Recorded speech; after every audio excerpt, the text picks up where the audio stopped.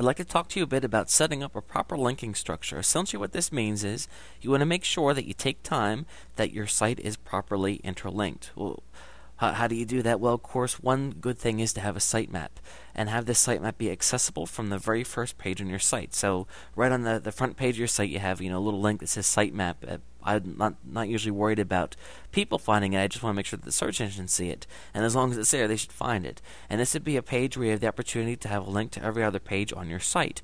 We want to make sure that when the search engines come looking at our site, they can find every single page that we have because, of course, they're all very important. I also want to make sure that pages that I deem even more important are highlighted more on my site. So if I have a couple pages that are the most important, maybe I'll have them in a column on the right-hand side. Another thing you can do is you can there are tools, there are scripts that you can have that will rotate links that are on, maybe in a column where it would be like recent pages on the site or today's page of the day. Essentially, what we want to do is we want to be, let's say you have 100 pages on your website.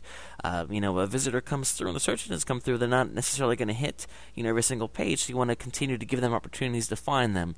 If you're using a blog, there's a thing called a related post plugin that you can have that's automatically, when you write one post that's about one thing, it's going to look at your other posts, and if it finds one that's related, it's going to have that one appear there as well. So again, if you're running a page on about dog barking, and you have another page that's about that, at the end of that page has something like, you might also be interested in learning about this, and then have a link to, other related content on your site.